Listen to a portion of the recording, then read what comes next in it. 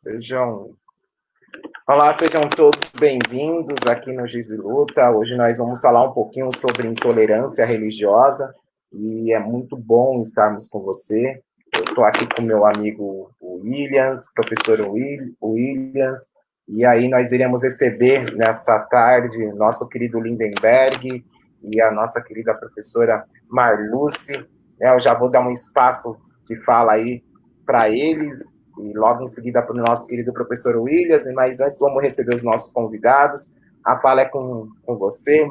Marluce, seja bem-vinda, querida. Boa tarde a todos e todas. Meu nome é Marluce, sou professora de História, trabalho na rede pública municipal e estadual e atuo aí um pouquinho, né, com relação às opressões, com relação a todo tipo de intolerância, machismo, racismo, intolerância religiosa, que é o nosso foco de hoje, e, na realidade, essas coisas, elas acabam ficando interligadas, né, porque o que gera intolerância? O ódio é tudo aquilo que eu não conheço, que eu não sei, que é diferente de mim. Então, dificilmente a pessoa, ela vai ser intolerante. Aí você vai pegar o histórico dessa pessoa, você vai encontrar aí uma pessoa racista, uma pessoa machista, uma pessoa homofóbica, uma pessoa xenofóbica. Então, a gente está aí, né, na luta para combater todo tipo de opressão, né, com foco, é claro, no meu foco é o racismo, são as religiões de matriz africana, a luta do povo, intolerância dentro das escolas. Então, esse é o meu foco, basicamente. Muito obrigado, Marluce. Mais uma vez, seja bem-vindo. Eu convido o Lindenberg agora para falar um pouco sobre ele. Seja bem-vindo, querido. Muito obrigado, é uma honra estar aqui com vocês, né? Eu vejo um pouco do trabalho de vocês, eu acho bacana ter essa voz, né? Eu acho que mais do que nunca o professor, né, é o porta-voz da sociedade, e a gente tem que estar aí à frente falando, né, e conseguindo transmitir o máximo de coisa possível. O assunto hoje é um assunto até um pouco pesado para quem sabe do que é a intolerância religiosa, né, do que se passa nas religiões de matriz africana, mas é muito bom a gente ter esse espaço para poder falar e comentar. Eu sou pedagogo, né, estou me formando em psicopedagogia, e sou presidente de uma associação chamada Afrontarte, Associação Afro-Brasileira de Cultura e Arte, né? E sou presidente do Conselho Municipal de Igualdade Racial.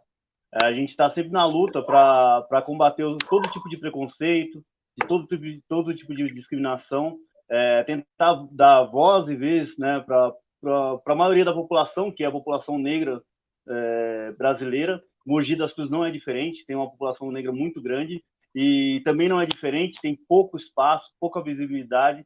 As religiões de matriz africana sofrem muito também aqui, sem espaço, sem vez, sem representatividade, que eu acho que esse é um das maiores lacunas que nós temos aqui, né?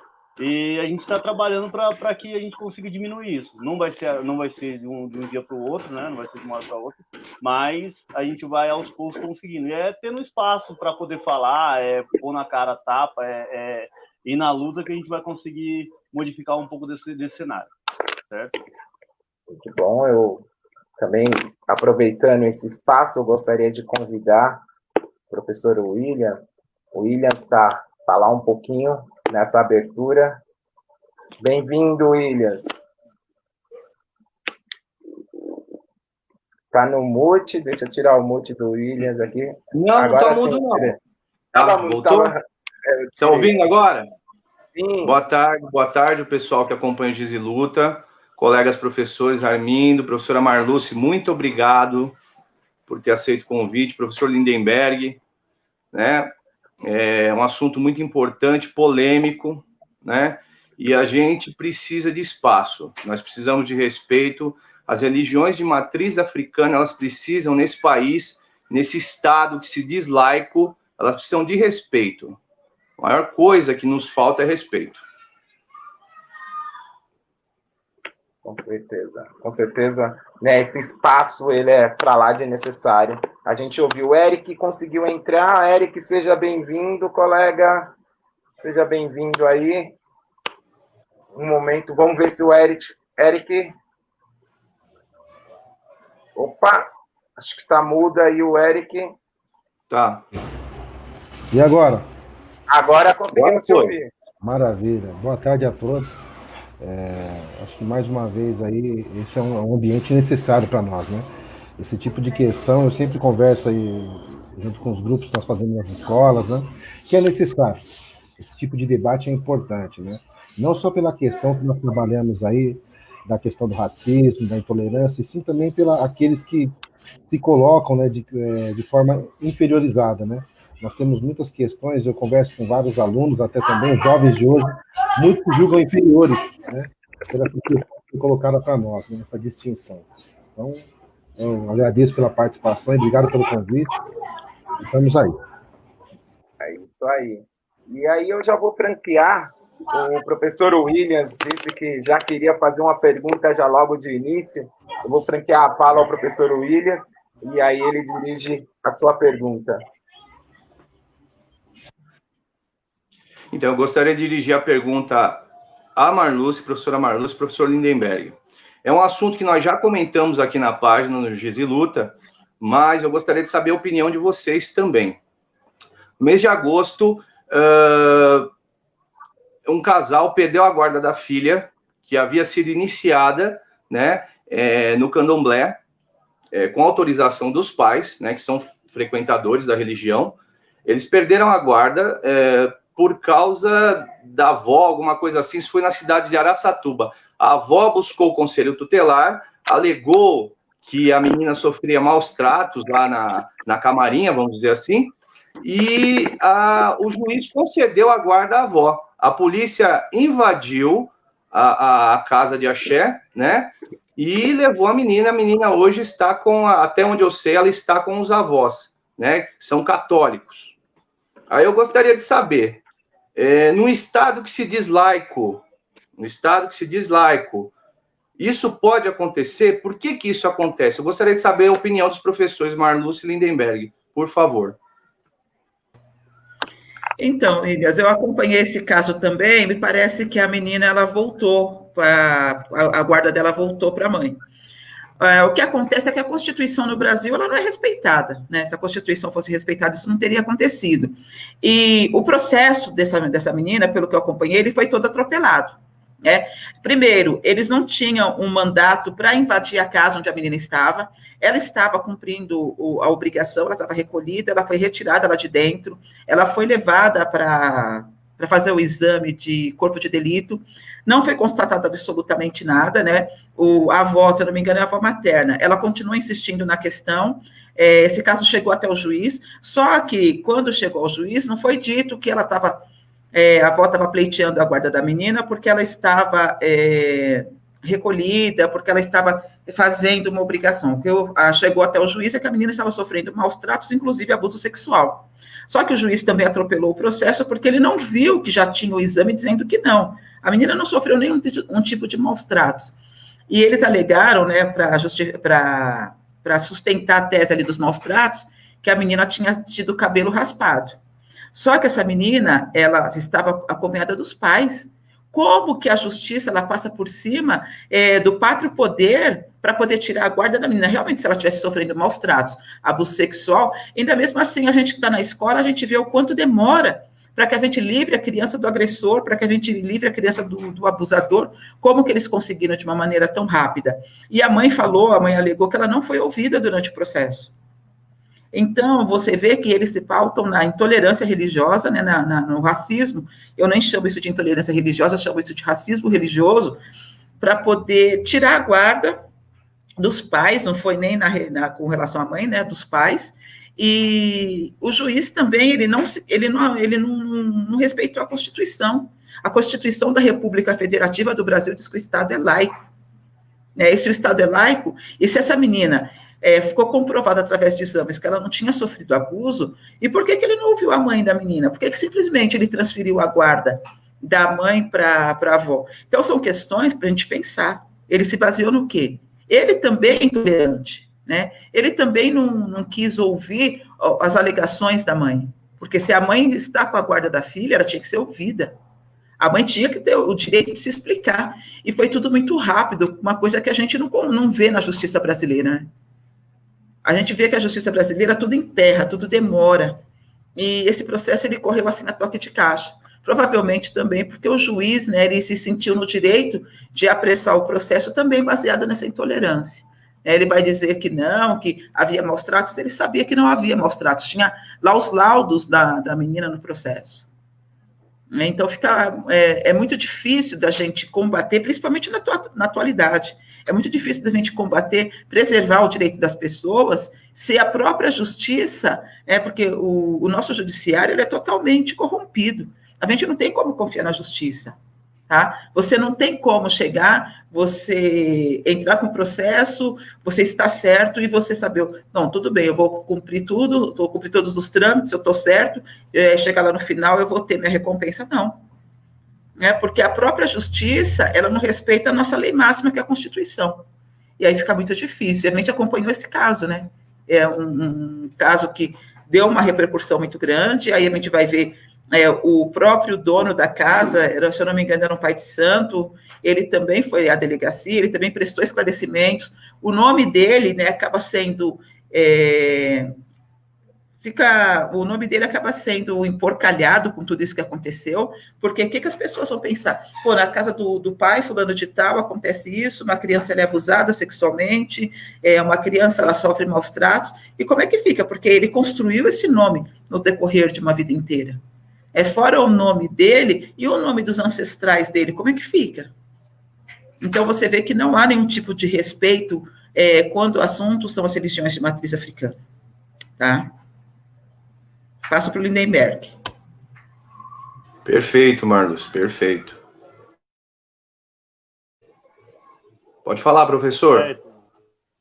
Eu também acompanhei esse caso, eu acho que todo mundo que é de matriz africana lamentavelmente tem que assistir mais esse capítulo, mas ele é um de tantos capítulos que a gente passa por aí, né? Porque a gente tem casas fechadas, em algumas cidades pedem para as casas terem saída de emergência, 2 banheiros, isolamento acústico, coisas que não pedem, né, nem em locais de grandes eventos e nenhum outro estabelecimento pedem em casa de matriz africana.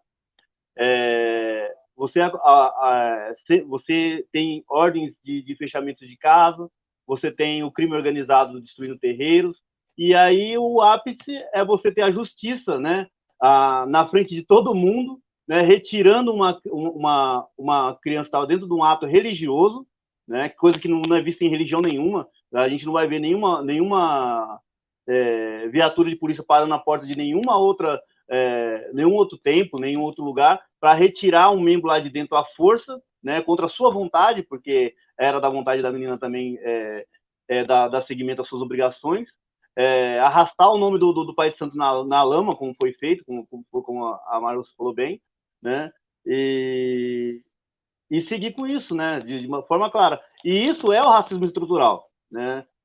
O único nome para isso é racismo estrutural, porque assim, é religião de matriz africana, é vista com maus olhos e é julgado onde que você entra num lugar onde que quando você vai ser julgado tem um crucifixo na sua frente, sabe? E é bem dito a mensagem ali. Quando você entra num tribunal, você tem um crucifixo, tem uma Bíblia aberta, e você tem um juiz que tem uma mente de colonizador, obviamente ele vai julgar da maneira que achar melhor. A menina voltou para a família, graças aí os advogados conseguiram reverter isso, mas de todo o ato que foi interrompido, e todo o constrangimento dessa menina, e tudo que sofreu essa casa, que sofreu essa família de santo, porque assim, nós matriz africanos não nos vemos apenas como pessoas num lugar, nós nos vemos como uma família, né? Nós compartilhamos cada ato, cada coisa feita como uma família. Então, a família carnal interferiu num ato religioso da família religiosa dela. E não só acontece com essa menina. Temos problemas de entrar em hospitais para poder acompanhar pessoas doentes que são de religiões. Temos problemas em enterrar essas pessoas quando a família é de outra religião, ela não permite que se enterrem praticando os atos de matriz africana. Então, o caso dessa menina só foi o escancarar da porta, né? Só foi algo que eu acho que eles não conseguiram se conter e escancarar acabou sendo visto por todo mundo. Mas é só a ponta do iceberg, tem muita coisa por aí, a gente sofre bastante coisa dentro desse... legalmente e ilegalmente, né? Porque a lei, ela tinha que ser justa e seguir que o Estado é laico, mas a gente tem não só a prova disso, como declarações disso, publicamente, autoridades falando sobre a questão da pendência do Brasil a ser um Estado cristão, né? E que tenham liberdade para ser cristão, para ser da religião que quiser, mas que respeite as religiões de matriz africana, e esses absurdos eles não podem ocorrer.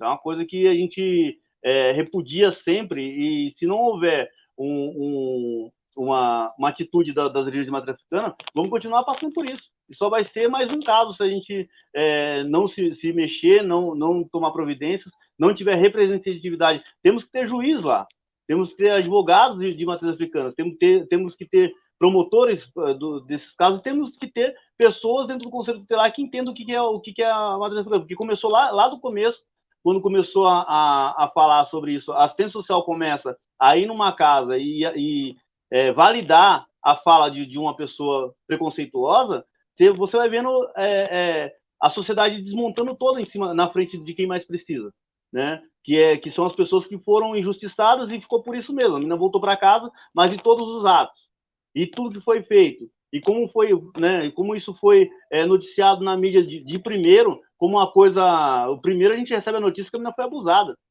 Então, quer dizer, até você reverter isso aí é algo que vira uma bola de neve na frente da sociedade. Então, é muito difícil lidar com isso, de forma que depois que o caso passa, ele fica só simplesmente com um tapinha nas costas e a menina volta para casa. Precisa, sim, tomar devidas providências, e a gente precisa estar de olho, precisa defender as nossas famílias, as nossas crianças dentro dos terreiros que querem seguir com a religião, né?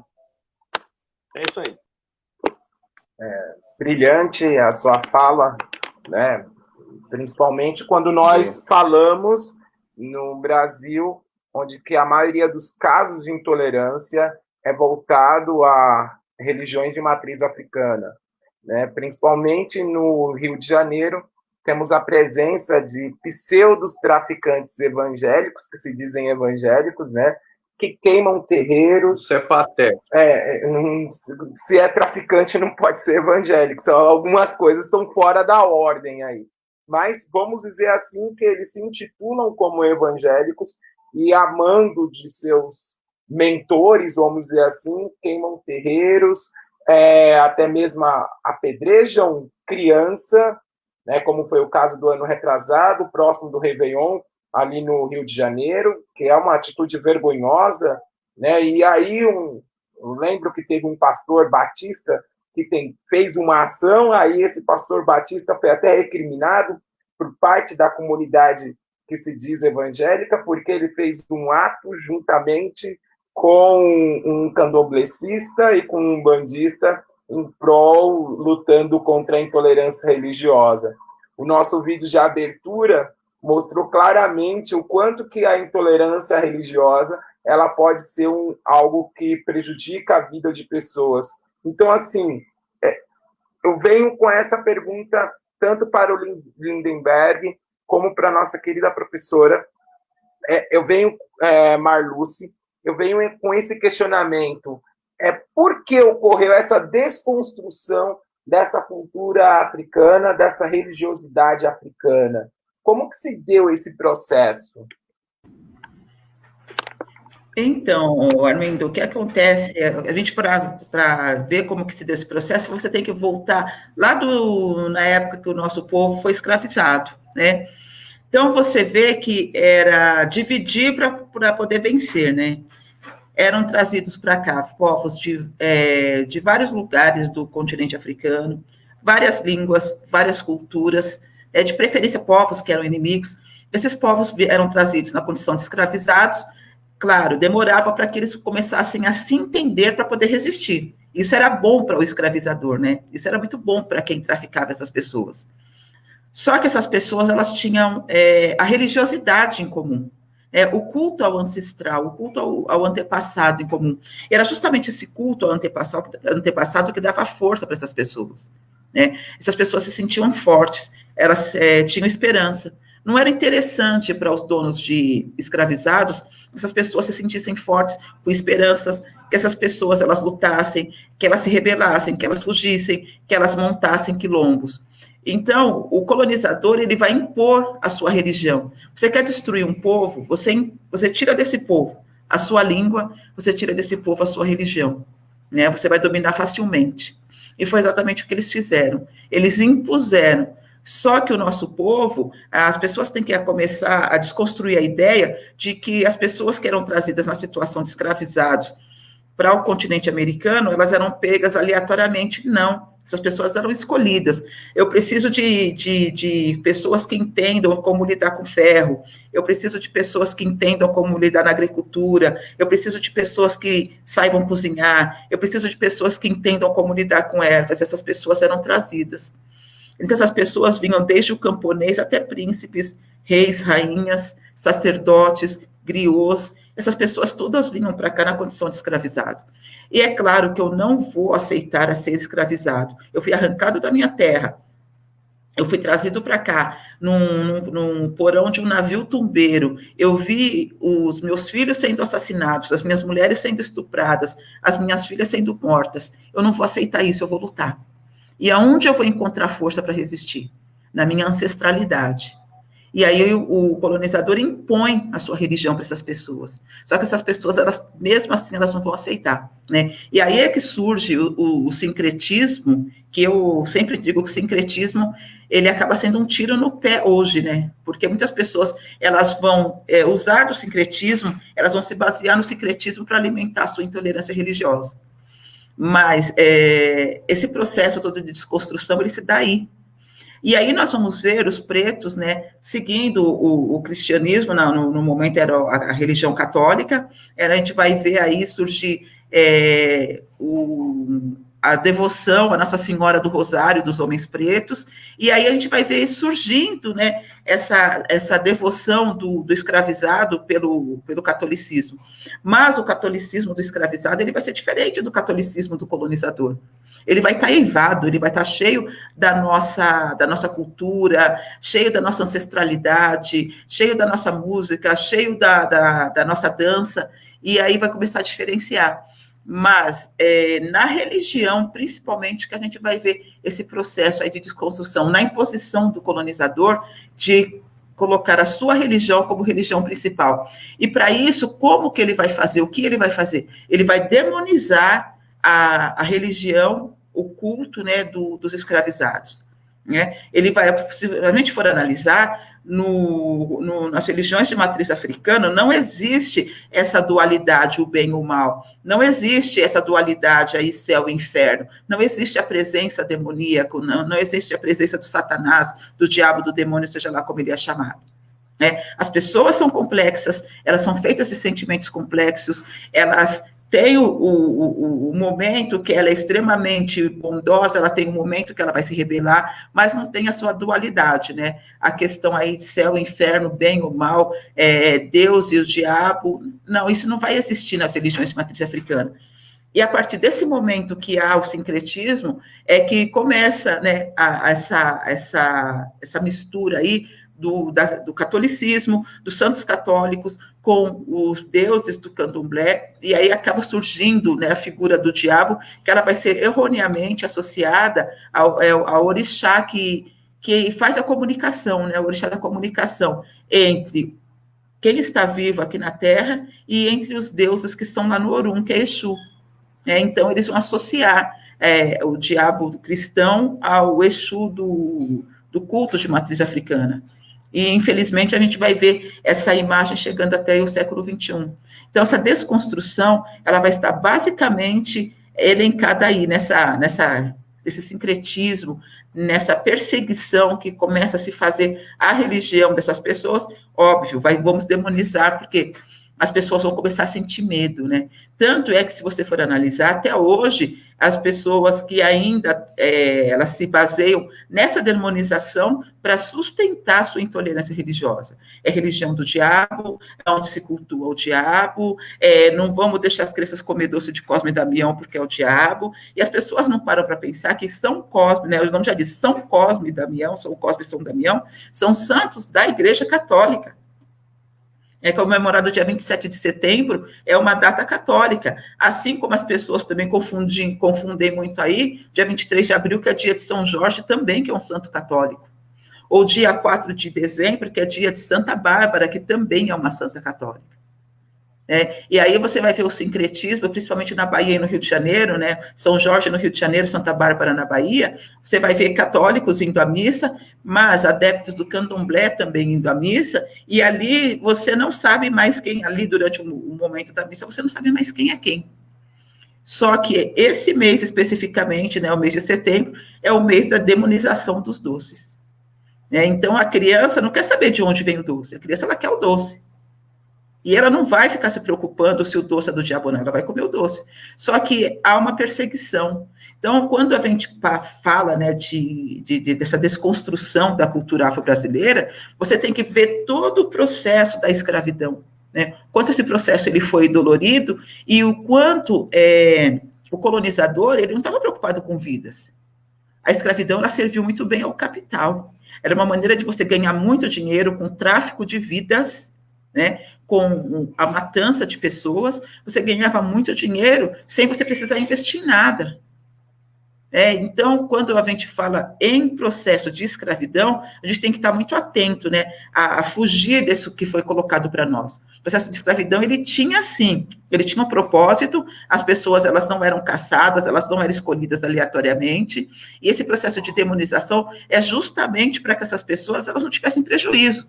Porque um escravo consciente, um escravo que não tivesse medo, um escravo que tivesse esperança, o escravo que tivesse essa consciência de que ele tem um ancestral que é muito forte, ele tem um ancestral que vai fazer com que ele se sinta forte, ele vai se organizar, ele vai fugir, ele ia gerar prejuízo, gente. E o dono de pessoas escravizadas, a única coisa que ele não queria era ter prejuízo. Os nossos antepassados eram tratados como peças, como coisas. E essas peças custavam muito caro, né? Um escravo jovem, um escravo forte, um escravo que podia trabalhar na lavoura, que podia trabalhar na mineração, que ele podia trabalhar várias horas por dia. Então, era muito interessante para que esse escravo ele não fugisse, que ele fosse submisso, né? Que ele fosse subserviente, que ele obedecesse, que ele abaixasse a cabeça. E como que eu vou dominar? Eu vou dominar pelo medo. E como que eu vou dominar pelo medo? Eu vou colocar na sua cabeça que a religião dos seus ancestrais, dos seus antepassados, nada mais é do que o culto ao demônio. Peraí, eu tenho medo do demônio, eu não quero ir para o inferno. E assim a gente vai vendo esse processo de desconstrução, que ele começa na colonização, ele entra pelo século XIX, e ele vai chegar hoje no século XXI. Né? A Igreja Católica, ela começa a fazer muito bem esse trabalho, e a gente vai ver hoje as igrejas neopentecostais terminando com ele. Porque se tem uma coisa que hoje causa medo, é a pessoa ali estar na rua, né, e encontrar com alguém trajado como uma pessoa de religião de matriz africana. Eu li no jornal, acho que foi semana passada, que o motorista de Uber ele não quis levar 3 meninas porque elas estavam trajadas, né? Elas não esconderam a religião delas. E simplesmente o cara não quis levar porque provavelmente a religião dele não permite que ele fizesse isso. Quer dizer,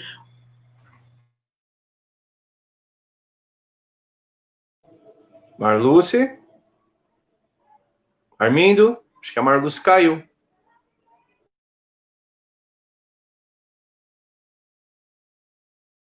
Lindenberg, tá ouvindo? Jogando Lindenberg aqui nessa lenha. Jogando Lindenberg nessa lenha aí, né? E Fala aí tudo. ele dá continuidade. É verdade. Vamos continuar aí, porque ela está mais do que certa na fala dela. E assim, quando a gente fala de desconstrução da religião de matriz africana, eu acho que a gente tem que falar primeiro da construção, porque assim, a gente ainda está em construção. A religião de matriz africana era uma religião de resistência. Infelizmente, nós não trouxemos uma religião para cá, né? Assim como não trouxemos nada. Nós temos o corpo físico do negro aprisionado, e esse corpo, pro colonizador, ele não tinha alma, né? Então, se ele não tinha alma, ele não podia ter religião. O negro não podia professar sua fé. E aí a gente está dentro desse processo, aonde que você primeiro tem que se achar como ser humano, né? E depois se achar como alguém merecedor do céu, né? Receber esse prêmio. E aí, como a professora Marluce bem falou, as religiões de matriz africana não são maniqueístas e não são religiões de conversão. Você, dentro dos cultos de matriz africana, você entra e sai pela sua vontade, né? E você pratica o bem ou o mal na sua vontade. Então, você é dono dos seus atos. Você é responsável pelas suas atitudes. E isso para o ser humano é muito perigoso, né? Falar que você é responsável pelas maldades que você faz, ser responsável pelo bem que você pratica, ser responsável pela sua inveja, pela sua intolerância, né? Então, isso é muito perigoso. Então, é mais fácil a gente associar essa figura à figura de um serzinho lá que te induziu a fazer tudo, né? Então, também essa fala, ela acha um abrigo muito forte nas pessoas. Então, fica muito fácil esse assunto para quem quer. E aí a gente tem esse racismo estrutural que vem desde lá do começo, realmente, que retira as referências maiores da comunidade negra, né? Que retirou primeiro a sua liberdade, retirou a sua cultura, né? Que o colonizador faz isso num processo muito longo. Quando a gente fala assim, né, nas falas da gente, parece que alguma coisa aconteceu do dia para a noite e não aconteceu. O colonizador se instala na África durante um bom período, aprende como é que é o convívio, aprende com pequenas tribos e vai, né, explorando a África antes de trazer esses africanos para cá. E com isso vai se retirando a liberdade, e sabe-se que dentro da África Deus dentro da África é tudo, né? É a água, é a terra, é a folha, é o ar, né? Deus não está localizado em um ser só, ele está localizado em tudo. Deus está em mim, está em vocês. Então, como fazer com que esse negro fique submisso? Retira tudo, proíbe culto, proíbe dança, proíbe relacionamento, né? Porque o negro só se relacionava por reprodução, espaço, que são as senzalas, né? Que prende diversos povos diferentes, né? E lembrar que na África você tem diversos dialetos, você tem diversas culturas, que quando chegou aqui foi muito fácil escravizar, porque o colonizador sabia que eles não poderiam se comunicar, como a professora bem falou. E aí a gente vai trabalhar nesse processo até hoje, porque a gente tem isso implícito, né, na sociedade. Quando alguém sai de branco, automaticamente você associa a alguma coisa maléfica. A gente tem um caso, há uns 2 anos atrás, que um médico negro ele foi espancado por conta de intolerância religiosa. E ele era evangélico, só que ele estava de branco, e as pessoas agrediram ele por conta de intolerância religiosa. Só que, assim, foram intolerantes com um cara que nem era da religião, simplesmente porque acharam que ele era. Então, olhar a figura negra de branco já é uma ameaça, né? Então, a gente tem esse processo de construção quando a gente não ensina nas escolas sobre a questão da religiosidade africana. Quando a gente demoniza cada ato, cada coisa vindo de lá, e muitas vezes não é associada à religião, às vezes é só pela questão da dança, ou a questão de uma palavra, uma questão de uma escolha. Então eu falo assim que no jogo da religião, quando se o princípio de uma religião é amar ao próximo, quando alguém tem um ato de intolerância, ela tem que voltar 10 casas, né? E aí voltar lá no primeiro para continuar seguindo em frente. E isso não é ensinado ao não a respeitar o outro independente, né? Porque a gente não precisa que as pessoas saibam o que é a religião de matriz africana. Não precisa que se construa uma educação para que a pessoa vai entender sobre o candomblé. Precisa de uma educação de respeito. E a sociedade trabalhou muito bem isso durante séculos, né? Com o processo de escravização, depois o processo de marginalização, porque é uma religião marginal ainda é uma religião praticada nas periferias, ainda é uma religião que tem nos seus atos grande repressão, né? Igual a gente falou no tema anterior, ainda a justiça ainda pende a nos prejudicar. Então a gente precisa que essa religião ela não se construa ainda. A gente está nesse processo de liberdade. A gente, quando dentro do segmento que eu pratico, que é o Candomblé de Angola, a gente é chamado de novos bantus, porque a gente está recuperando línguas, né? Recuperando costumes, recuperando divindades que foram esquecidas no processo de escravização. Né? Então a gente fala, quando eu falo Inkosi, que é o santo que eu carrego, que aí é sincretizado como Ogum, que também é sincretizado como São Jorge, né? A gente tem esse processo de desconstrução. Quando eu não posso falar, quando eu falo Zambia Pongo, todo mundo pergunta o que é Zambia Pongo, significa só Deus Criador. Eu tenho que ainda explicar várias vezes. Quando em público as pessoas falam amém, e eu falo aueto, e todo mundo olha estranho e fala, o que é isso? Fala, é a mesma coisa que você falou, só que no dialeto que eu acredito. Então a gente ainda tem esse processo ainda de construção. Então eu acho que a gente na religião de matriz africana, a gente tem ainda esse período de resistência, né? A gente ainda resiste ainda para continuar construindo. A gente não tem um processo de catequese, a gente não tem um processo de escrita, né? A religião de matriz africana é totalmente oral. Então, muita coisa se perdeu, o quanto nós nos perdemos por não ter muita coisa escrita, por não ter documentos, por não ter registros, né, das casas, das pessoas. Tem importantes sacerdotes que passaram pela terra e já se foram, sem ao menos serem conhecidos pelos seus iguais. Então, a gente ainda está nesse processo de construção. Então, eu acho que a desconstrução, eu não chamava nem de desconstrução, eu chamava de extermínio. Né? A partir do momento que a gente começou a praticar a religião no Brasil, que não fosse a religião que, se a gente for lembrar, há uns 50 anos atrás, se eu não me engano, o Brasil era intitulado um país cristão, até aquele momento. Há pouco tempo a gente passou a ser um Estado laico. Mas, mesmo assim, a gente continua sendo exterminado e perseguido. Então, a gente ainda tem muito o que fazer, que construir ainda.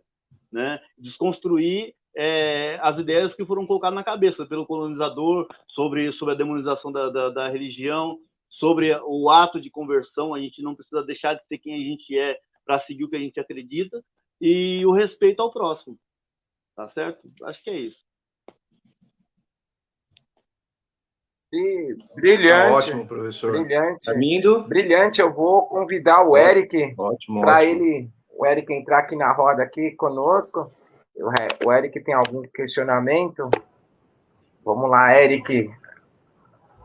Depois dessa pegada aí, eu tenho acho que uma pergunta, né, tanto para a professora Marluce como para o professor Lindenberg, que, como ele acabou de falar, eu acho que eu vou pegar o gancho aí, que essa questão a gente vive todo dia em sala de aula, na escola, essas questões.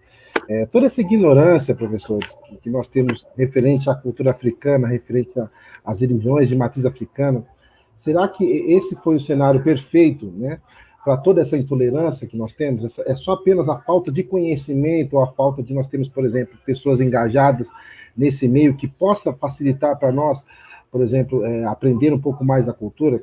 Que se nós pegarmos, por exemplo, diariamente, aí, nós não temos materiais bons aqui no Brasil para trabalhar em cima da cultura africana. Isso em sala de aula, isso no tocante aí no momento que estamos dando aula, vamos dizer assim, em universidades, nas escolas, enfim.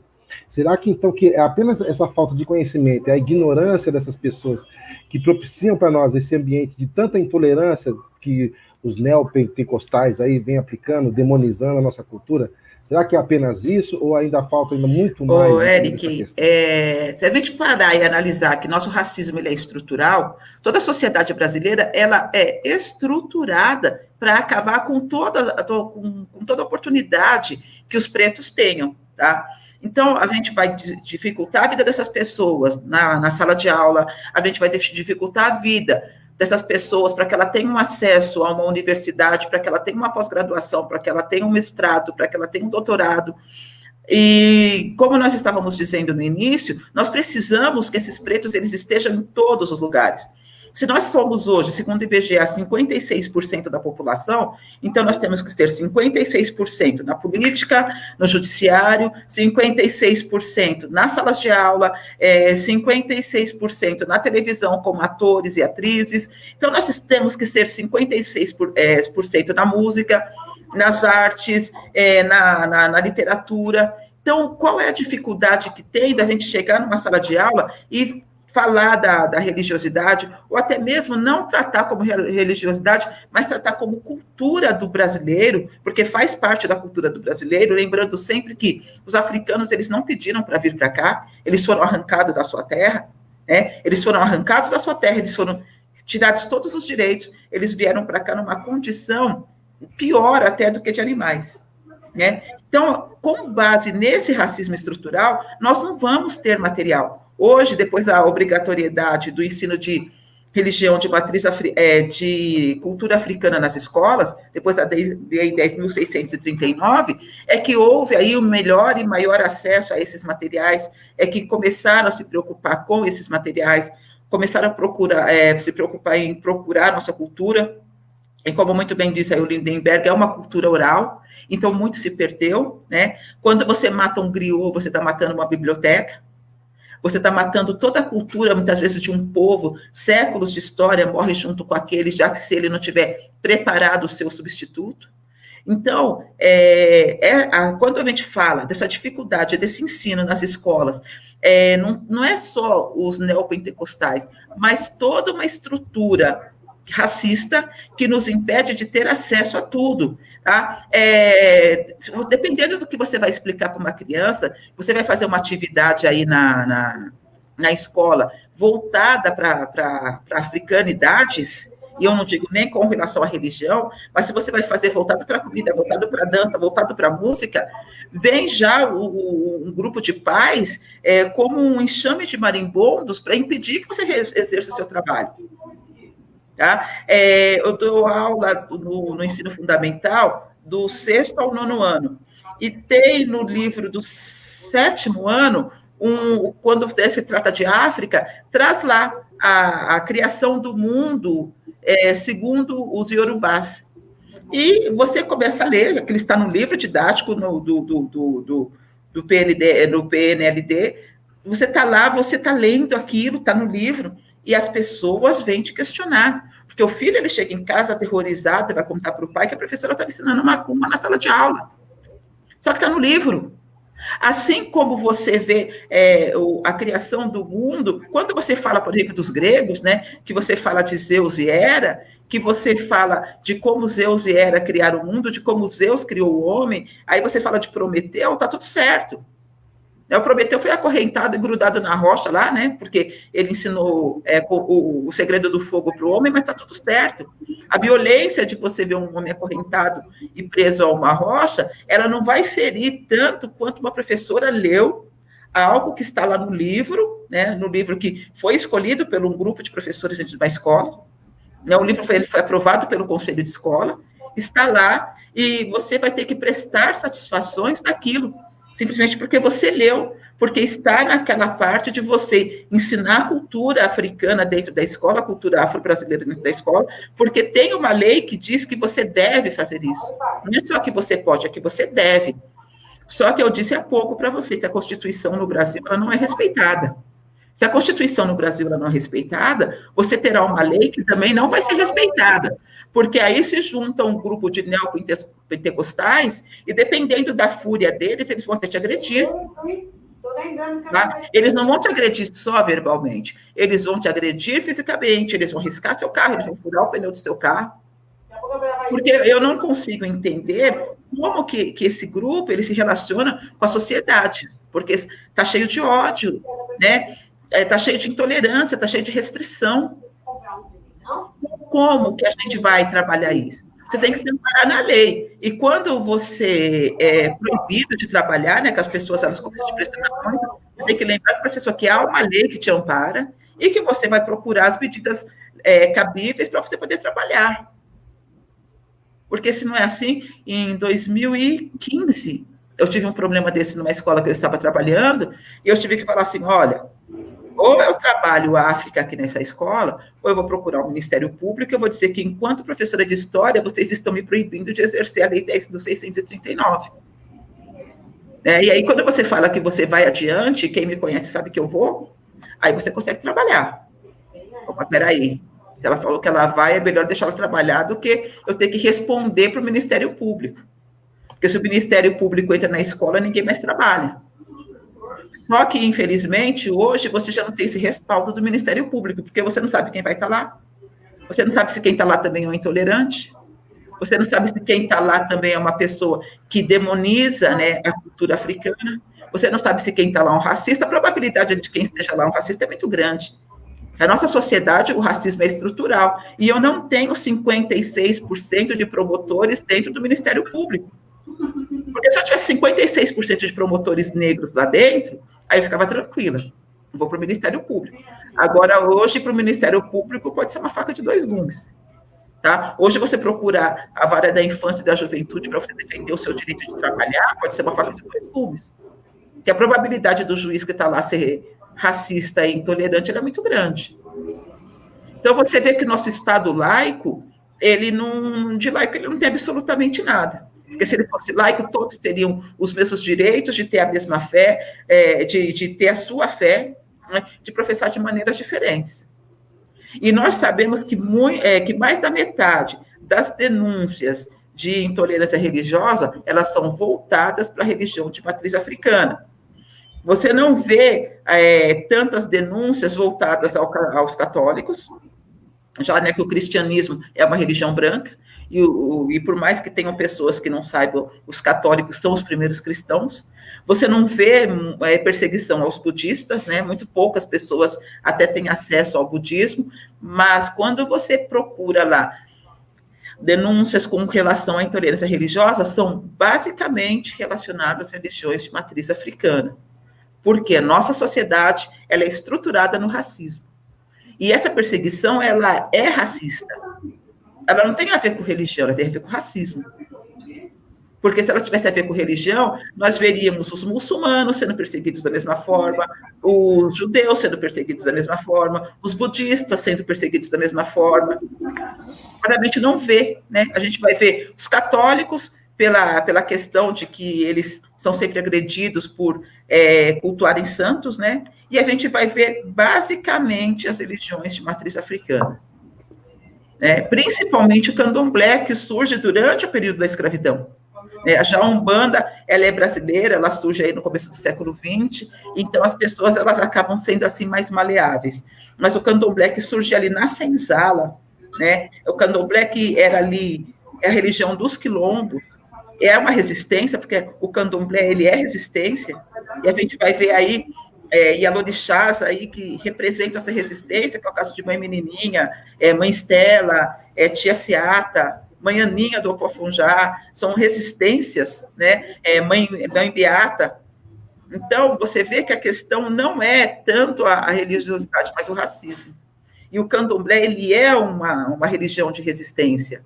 Ele é a resistência. E é claro que vai ser muito complicado, porque a perseguição vai ser a resistência. Enquanto eu estou resistindo, eu estou incomodando. E eles querem calar essa voz da resistência. Ficou alguma dúvida, Eric? Não, muito bom. Você está aí, a gente vai refletindo, mas era isso mesmo. Acho que era o ponto, né, William? Acho que chegou perfeito, né? Eu busquei uma pergunta próxima daquilo que estava. Ela deixa a gente sem perguntas, né? Esses dois aí é uma aula, né? Eles deixam a gente sem perguntas. Vocês já mataram aí, vocês dois, já mataram umas 3, 4 perguntas que eu estou ensaiando. Que ótimo, que maravilha, maravilha. Vai, Lindenberg. Eu estou pegando o gancho, tudo que eu tinha notado aqui já foi. Já. Eu tenho um questionamento, Caio, deixa para o Lindenberg, então, para que ele possa falar um pouquinho. Quais são os princípios das religiões de matriz africana? Ele já deu uma pincelada sobre isso, sobre essa ausência do bem e do mal, e sim que o bem e o mal encontram-se dentro de cada um de nós, e nós que escolhemos saber qual que vai ser alimentado. Mas eu gostaria de conhecer um pouquinho mais né, falando aqui, que nem todos que estão acompanhando, eu sou protestante, né, então eu sou metodista, né, e eu estou aqui com um diálogo maravilhoso e aprendendo muito com a Marluce, aprendendo muito com o Lindenberg. Eu acho que esse diálogo interreligioso, de não agir de forma intolerante, é extremamente importante e crucial, né? É crucial dentro de uma sociedade que se diz civilizada, se diz, né? Diante do que nós temos aí de liderança política, fica um pouco complicado a gente entender que o Brasil é um país civilizado. Mas vamos dizer que somos um país aí em processo civilizatório. Então, assim, eu gostaria de saber quais são os princípios.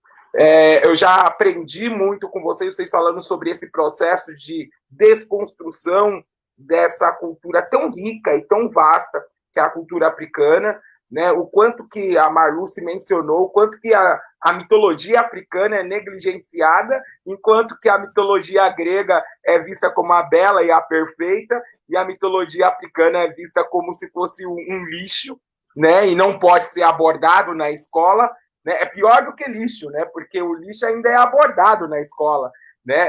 Não pode ser abordado em hipótese nenhuma por se tratar de demonização ou prática de rituais dentro das escolas, mas é muito comum a gente encontrar em várias escolas do interior paulista imagens de santos, imagens de crucifixos. É muito comum mesmo. Eu trabalhei no interior e eu via o quanto que isso era comum nessas escolas. Então, eu gostaria de saber aí quais são esses princípios da religião de matriz africana, que às vezes é tão combatido, mas será que o povo sabe o que é? Quais são os princípios? Qual é a teologia? Qual é a crença? Será que o povo conhece antes de discriminar? E aí eu jogo essa bomba pro Lindenberg e depois para a professora Marluce. Tá ótimo.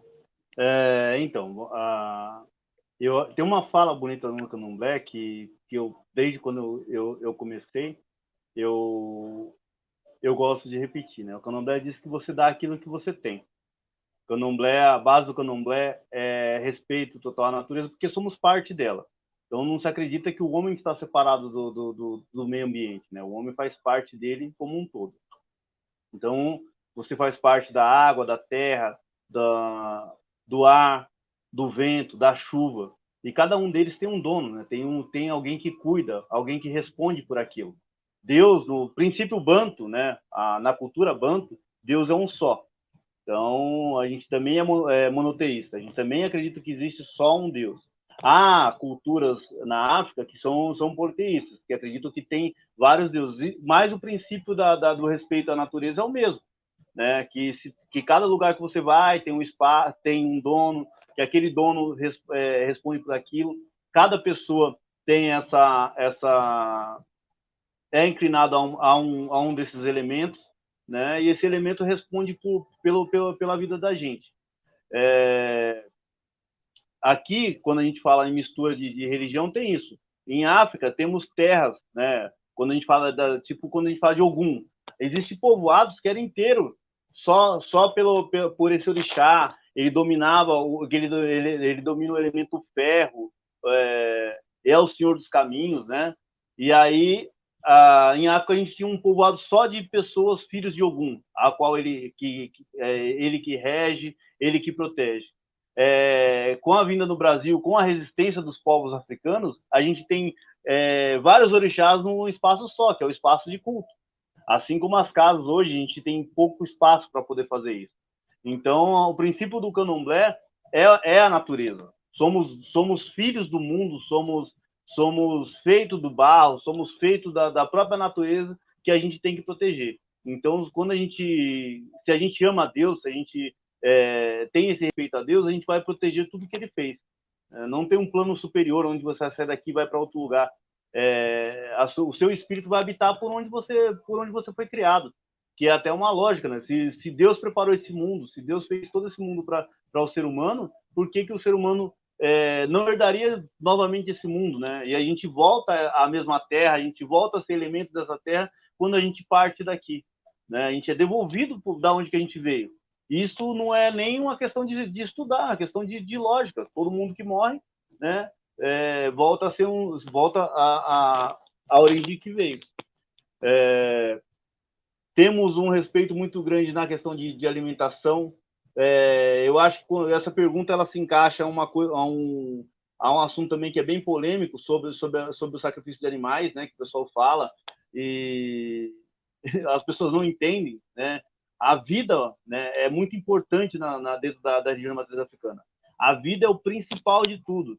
Então, tanto o alimento, né, da terra, quanto o animal, quanto a água, eles são muito respeitados.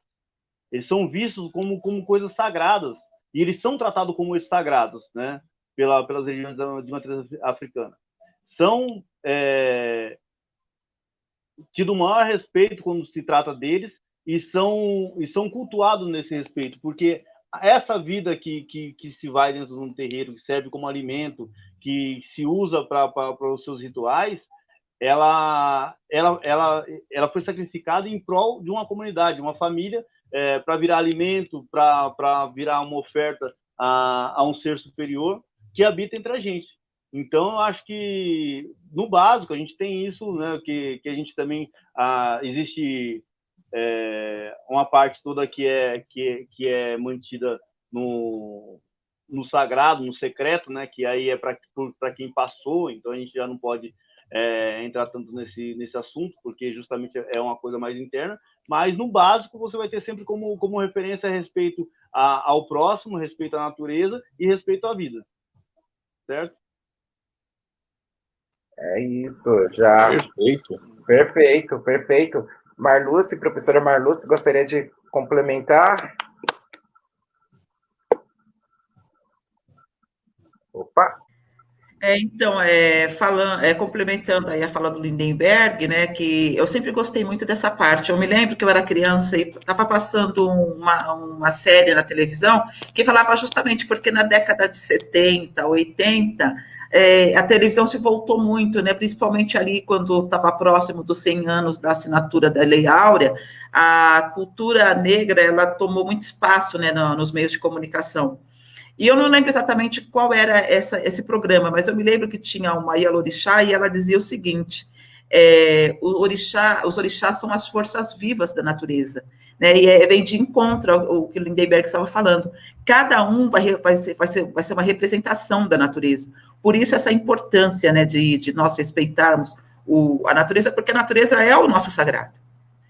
Né? E a questão também que ele falou aí do sacrifício, eu nem vou entrar, né, porque houve polêmica também, precisou do Supremo, né, bater o martelo para que continuassem, quase que acabaram, porque voltamos à questão do racismo religioso, né, nem da intolerância, né? Mas essa questão aí que você falou, Lindenberg, eu acho muito bonito quando a gente fala da natureza, né, da importância que se dá à natureza. E como que a gente vai, né, manter essa religiosidade se hoje nós estamos vivendo num massacre total? Daqui a pouco a gente não vai ter onde cultuar na natureza, porque a natureza está sendo totalmente devastada, né? E, como sempre, em prol do quê? Em prol do capital. E quem está por trás disso? Né? Então, é uma outra pauta também que a gente precisa levantar, e até, se for necessário, mais tarde a gente fazer uma live, do quanto isso é importante para que a gente também ajude essa preservação da natureza. Porque a gente daqui a pouco não vai ter, não é nem a questão também de cultuar, a gente não vai ter onde viver. Né? O nosso planeta ele já está agonizando, ele está respirando por aparelhos. Tá, então, acho que era isso que eu tinha que completar aí a fala do colega, que eu achei, me sensibilizou bastante, né, quando você fala, né, do culto à natureza, porque eu acho que o que as pessoas chamam de culto ao orixá, ele deveria chamar de culto à natureza, porque é isso que se faz, né? Posso dar um adendo só a parte do Supremo aí? Eles só recuaram porque iam proibir a matança de animais em frigorífico, porque como envolve a questão de aves, né? Então ia atingir a economia, porque as pessoas falam do candomblé, mas parece que o bife que elas comem vem de uma árvore, vem, né, é impresso em algum lugar. Eles esquecem que a carne que se come no mercado, o bife que é extremamente maltratado, ele vem de um frigorífico que não está nem pensando em nada. Apesar que os frigoríficos, eles agora, graças à importação, eles fazem um ato religioso em prol aos muçulmanos por causa que é uma exigência deles lá. Os frigoríficos são virados para Meca, tem um horário de abate, e aí é feito isso lá. Quando se fala em candomblé, aí a coisa muda de questão. Aí é coisa do demônio, aí tem que proibir. Então, assim, a gente só não perdeu essa causa porque a gente ia ser prejudicado os frigoríficos, os abatedores, senão a gente também já estaria com isso proibido já, tá certo? É o agro, né, Lindenberg? Proteger o agro. E com isso a gente acaba observando... A gente acaba observando que existe um grande detalhe, também existem alguns outros rituais de outras religiões, o judaísmo também pratica alguns rituais, então você tem algumas igrejas protestantes que fazem lá o cerimonial de Páscoa, então assim, iria interferir em muita coisa, e tirando, ele mencionou mesmo, o Lindenberg foi clássico, ele mencionou o ritual que é feito na exportação da carne brasileira para o exterior, principalmente para a economia muçulmana, né? E também é feito um ritual diferenciado para a economia judaica, né? Feito todo um ritual. Também é feito alguns tratamentos, alguns lugares, alguns frigoríficos, eles têm um cuidado para fazer o ritual protestante, porque o protestante também ele não come uma carne sufocada, alguma coisa do gênero. Então, assim, todo o mercado encontra-se vinculado à religião, mas só que a intolerância ela sempre vai se voltar para o lado menor. Então, como a gente olha aí, nós temos cerca de 70% das agressões de 2012 a 2015, é um dado do UOL, 71% das denúncias de intolerância religiosa foram feitas por candomblecistas, né, que foram vítimas dessa intolerância religiosa. E 8% é candomblecista e umbandista, né? E apenas de 8% de evangélicos e 4% por católico. Nós tivemos uma fala recentemente do presidente da República, né, ou do despresidente da República, ele mencionando sobre a cristofobia, né, mas isso não é comum no nosso território. Claro, se você vai na região do Oriente Médio, Janela 1040, você vai na Coreia do Norte, na própria China, existe toda uma perseguição e toda uma estrutura em países como a Nigéria, mas não estamos falando desses países, estamos falando de Brasil. E no Brasil, nós não temos intolerância. Eu nunca fui perseguido por ser protestante, né? Aqui em São Paulo, né? No Nordeste até já fui, mas eu nunca, aqui em São Paulo, nunca fui perseguido por ser protestante, né? Nunca me proibiram o acesso a um lugar por ser protestante. Eu nunca deixei de entrar numa instituição com a camiseta escrita, sei lá, 100% Jesus. Mas e se um de vocês vestiu uma camiseta 100% Ogum? E aí? Sabe, a nossa sociedade parece que se preocupa tanto com o outro, tanto de se intrometer com a crença, com a fé, com as bases que o outro carrega, e até mesmo sem conhecer os princípios de fé. E às vezes existem coisas que mais nos unem do que nos separam, né? E esse é o ponto mais triste desse processo de intolerância. E aí eu vou franquear a fala para os meus colegas, que eu também amo falar, né? Mas estou um pouquinho escondidinho hoje, mas eu vou deixar aí o Eric, né, que está estreando. Deixa eu jogar o Eric aqui um pouquinho para cima. Fala aí, Eric. Eu estou estreando com chave de ouro ainda. Esse time aqui. Foi o que o Ira falou. A gente deixa uma pergunta preparada aqui, de repente, com uma pergunta, a professora Marlúcia Lindenberg responde tudo. Aí você tem que buscar outras ferramentas. Tem que ser flexível aqui, porque o negócio está difícil. Mas vamos lá, né?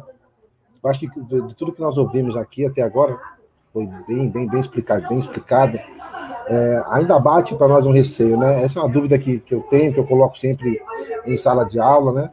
Porque, como a professora Marlúcia falou, o trabalho em sala de aula é difícil, não tem jeito, nós temos que buscar mecanismos para trazer essa igualdade, que não adianta você pensar da forma, né? Existe o racismo, sim, como combater? É com a educação, não tem jeito. É ensinando e buscando, mostrando sempre a igualdade. Mas a pergunta que não quer calar é por que no Brasil tudo se torna mais difícil, né? De que forma esse racismo, essa questão da religiosidade, o preconceito, a aversão sobre a religiosidade no Brasil, até mesmo sobre o próprio racismo estrutural, por que no Brasil ele é mais efetivo e mais difícil de combater?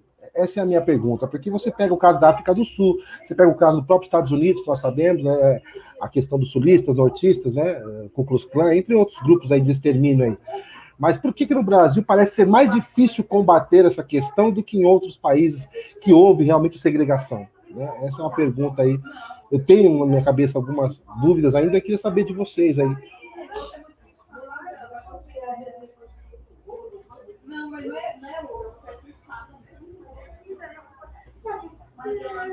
Eric, na realidade, a gente acredita que no Brasil seja mais difícil, porque a gente vive aqui, né? E as nossas dores estão aqui. Mas se a gente olhar aí também nos outros países, e a gente vê o que acontece principalmente nos Estados Unidos, onde o racismo ele é declarado e ele é tão violento quanto o nosso, fica evidente de que essa perseguição ao afrodescendente ela ocorre no mundo inteiro. Para a gente vai ser mais latente porque a gente está vivendo aqui.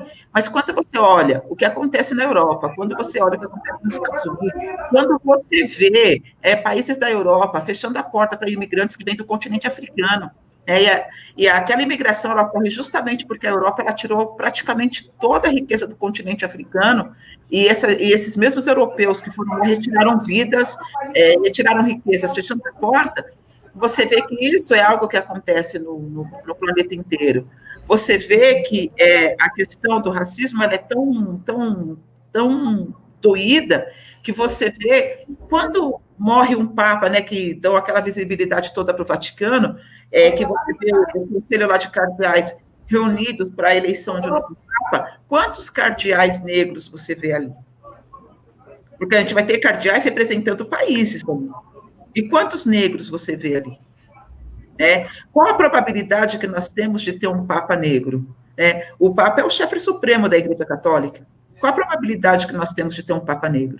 Quando que nós teremos o Papa negro? Será que algum dia nós teremos?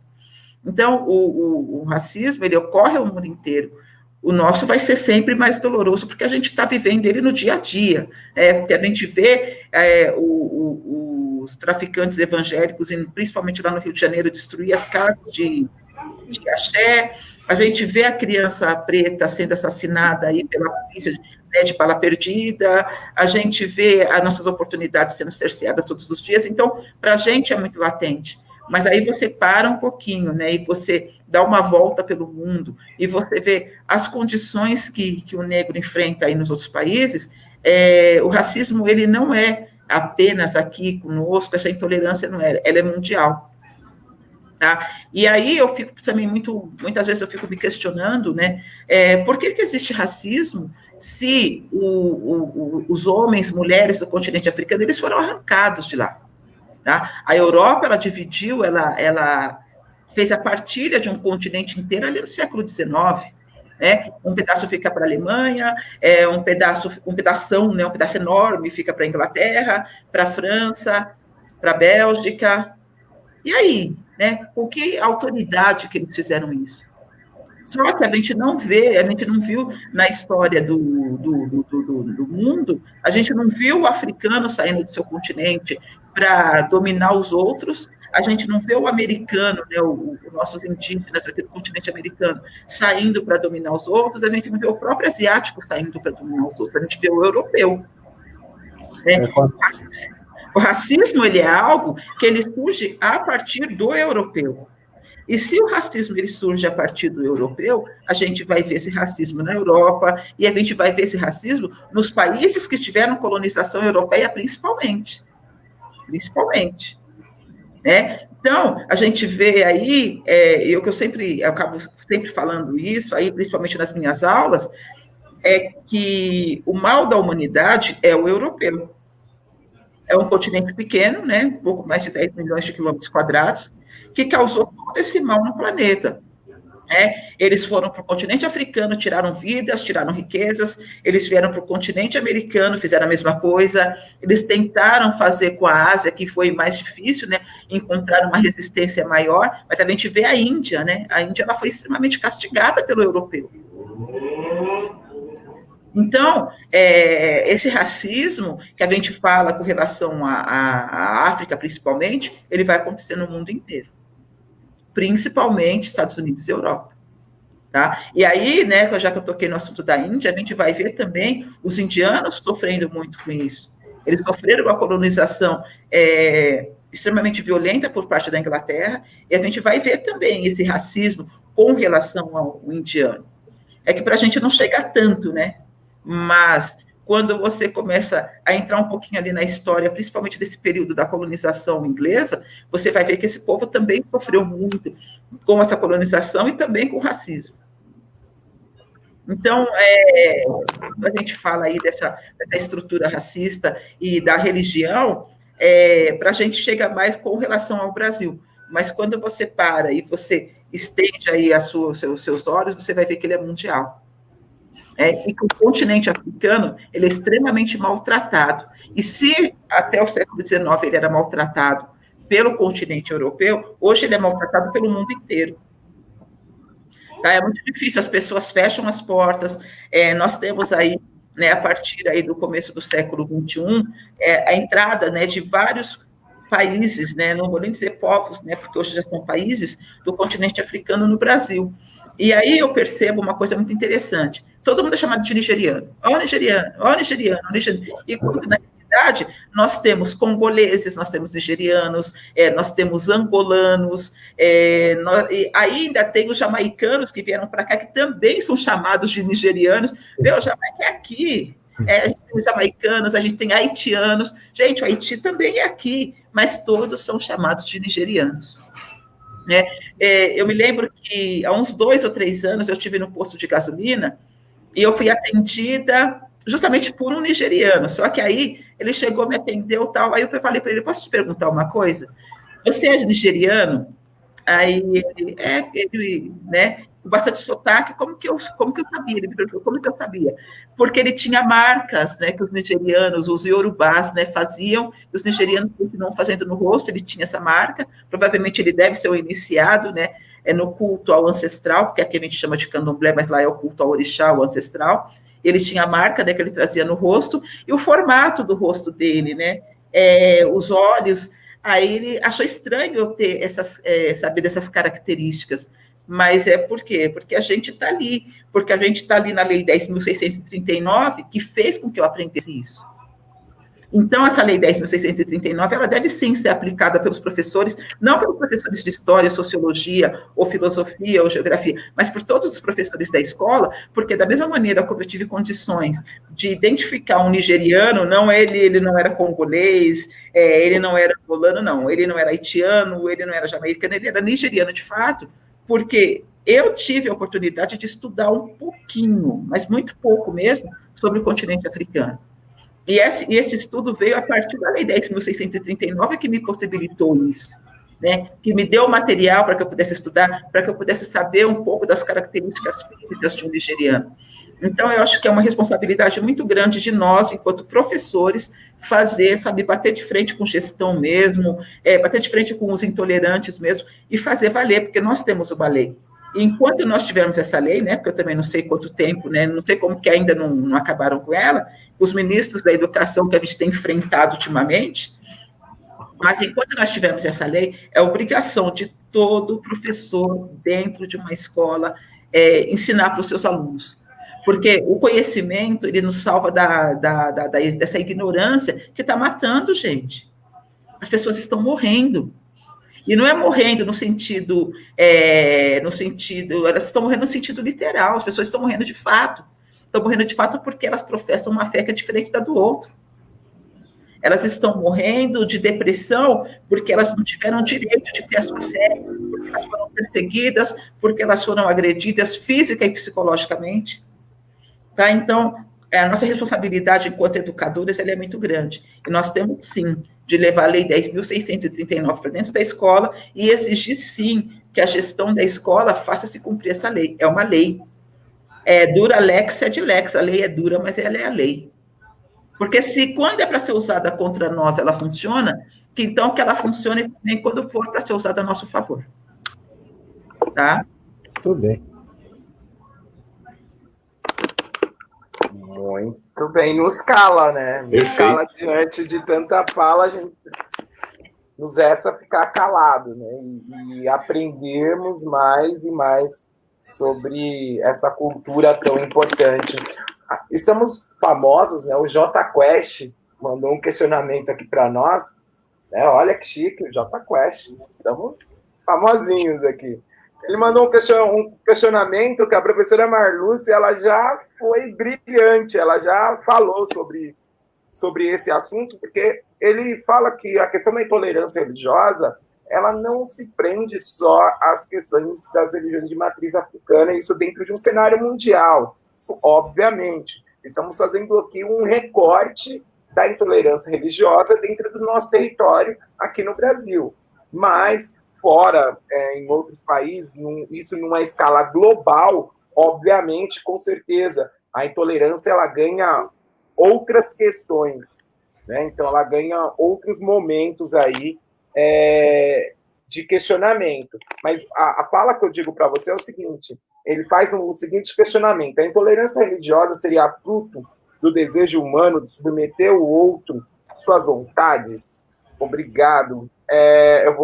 Eu sei que é fake. O J Quest colocou aqui que o nome dele é fake. Não, eu sei que é fake, obviamente, né?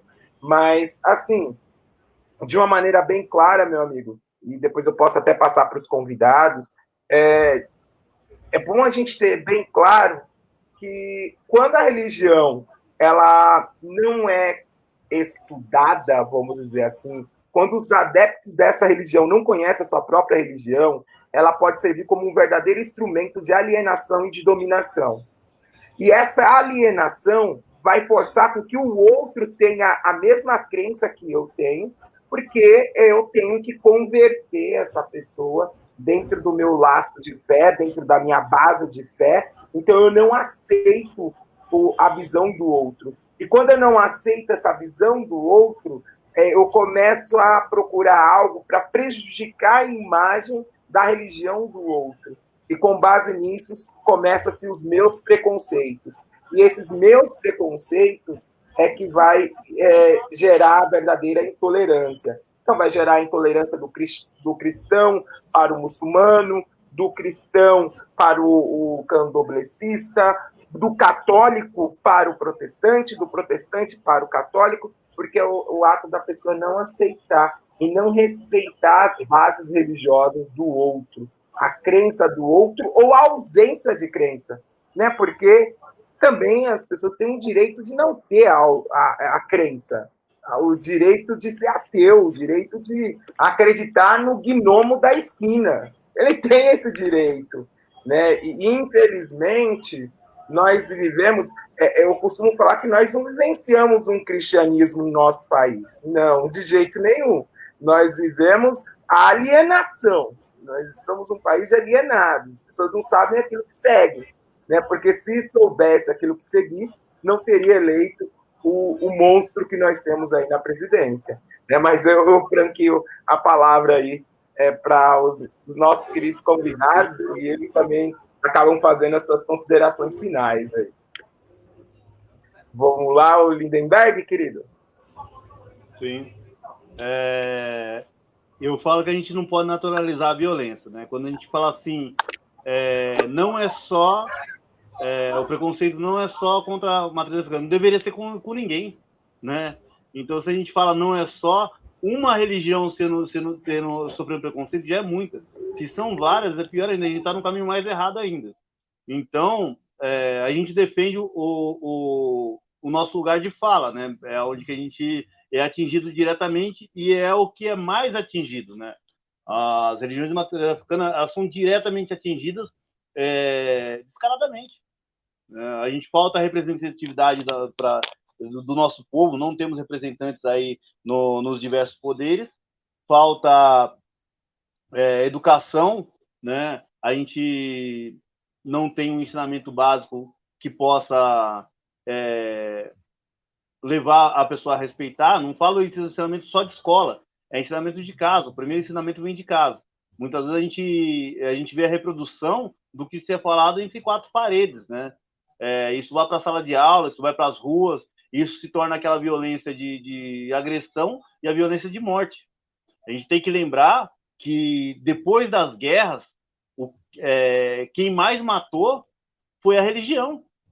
A gente não tem religião, não são os acidentes, não são os conflitos internos, é a religião. Então, é muito sério que a pronúncia por um sagrado, a pronúncia por um Deus, a ocupação de um espaço seja algo que mais mata no mundo, né? A gente tem seitas, a gente tem religiões que devastaram cidades, povos, em nome de algo que se diz sagrado.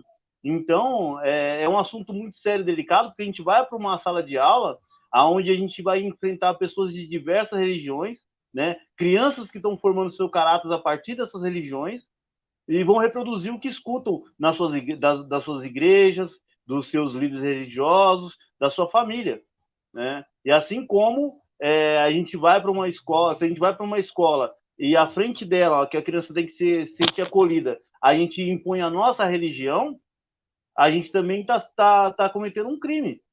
Então, isso tem que ser avaliado. As pessoas têm que ter o pé no chão da construção do ser humano, né? Nós falamos quanto à educação, da construção de um ser humano para a sociedade.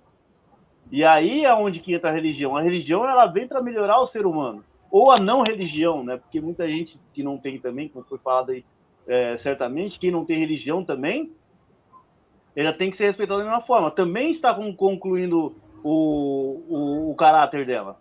Então, diante disso, a sociedade tem que estar pronta para isso.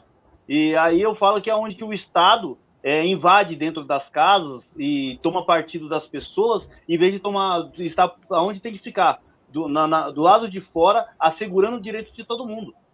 Quando o Estado defende uma religião, né? A gente teve essa piada aí da cristofobia, porque é algo que não se dá para se imaginar alguém fazer isso diante do mundo, né? Falar uma besteira dessa diante do mundo. A gente mostra o quanto a gente está atrasado. E aí a gente precisa desse tipo de educação.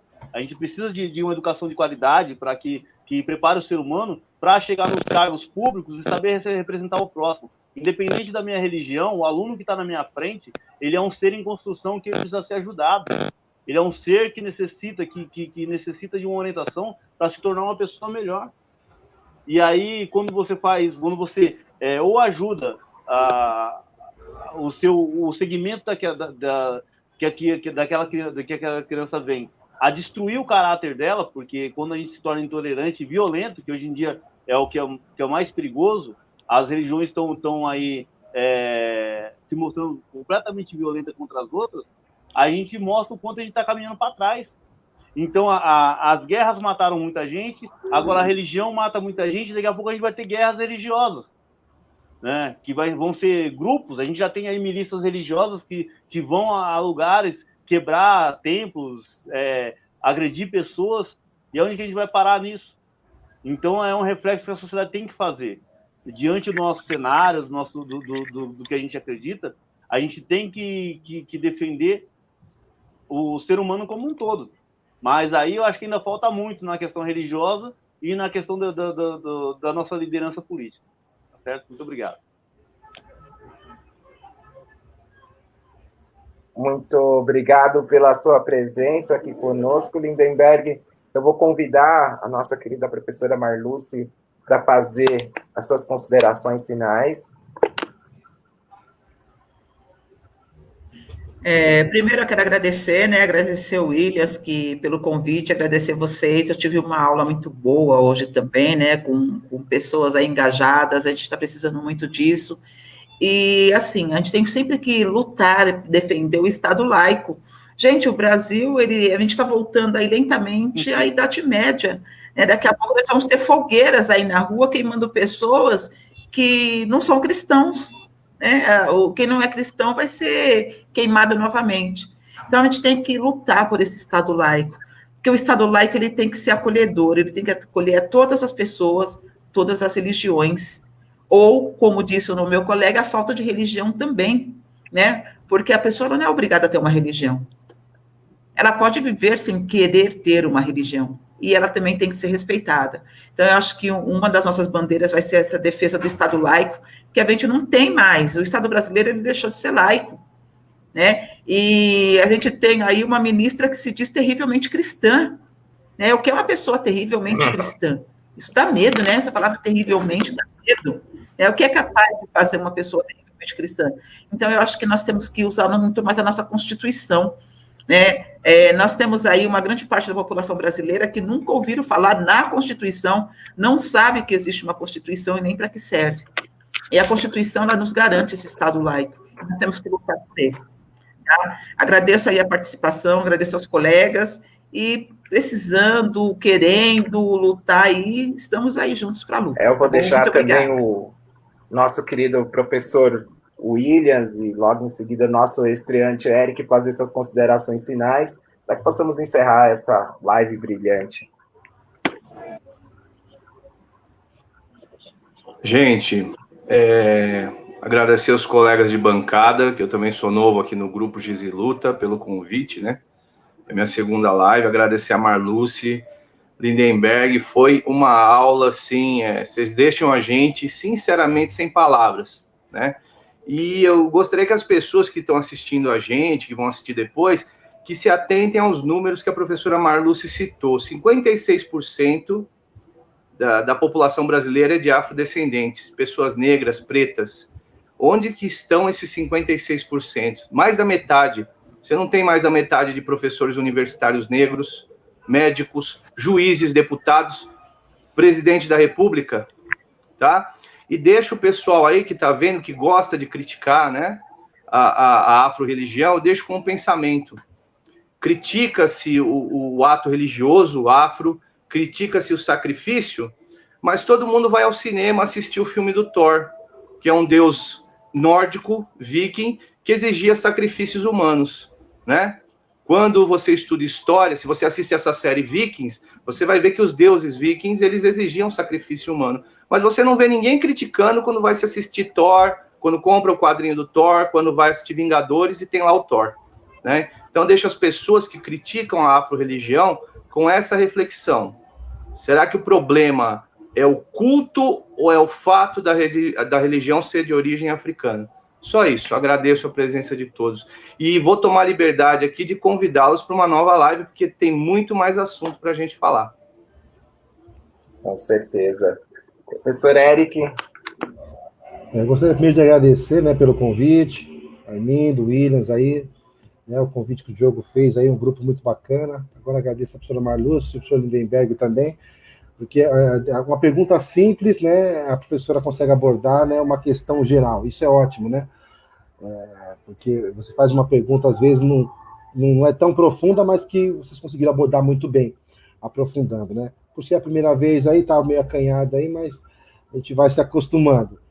Mas deixo também a mensagem aí que é muito importante, eu acho que as mensagens que nós colocamos aqui, né, principalmente a professora Marluce e o Lindenberg, para nós é importante, porque se nós não lutarmos, acho que não vai ter quem lute por nós, não tem jeito. A questão das religiões de matriz africana, eu sempre brinco com os meus alunos, falo, gente, vocês têm que lutar e ser alguma coisa, porque se vocês não fizerem nada, não pensarem, não lutarem, alguém vai pensar por vocês. E se você não tiver autonomia, alguém vai ter, você vai trabalhar para alguém que teve autonomia, para alguém que buscou alguma coisa. Então, acho que é bacana isso, né? Isso faz a gente aprender bastante, é importante. A luta continua, né? Não tem jeito. Essa questão é muito... acho que não é só, como o professor Lindenberg falou, não é só na sala de aula, né? É uma luta geral, tem que começar dentro de casa. Não adianta você pregar uma coisa em sala de aula e dentro da sua casa você não pregar essa questão. Que é a empatia, que é o respeito, que é a tolerância, não importa quem seja, não importa a cor, a raça, a religião. Isso é importante. Eu falo isso porque eu trabalho em colégio particular. E pior ainda, não sei se o Diogo falou para vocês, galera, é um colégio cristão. Então, muitas vezes, quando se fala de matriz africana, leva esse problema. O que a professora Marluce falou ali, eu entendo muito bem, já passei por isso. Você explica a cultura africana, o pai bate na porta no dia seguinte. Olha, estou ensinando macumba para meu filho. Então, está na apostila, está para apostolado, não tem jeito. Então, ensinar para essas crianças hoje como as coisas funcionam, como deve ser, como deve respeitar o próximo é difícil. Né? Mas acredito que com essa luta aí nossa, com as lives, com a participação, porque a internet está aí para isso, né? Tem uma galera aí assistindo, eu olhei agora uma quantidade muito grande de pessoas, quem sabe a gente possa ir mudando a cabeça dessas pessoas aí. E agradeço aí a todos. E assim a gente encerra. Eu vou colocar para que vocês assistam o curta que foi logo de entrada, e logo após encerraremos a nossa live. Aí fica um bate-papo. Convido os participantes dessa live para um bate-papo após o vídeo.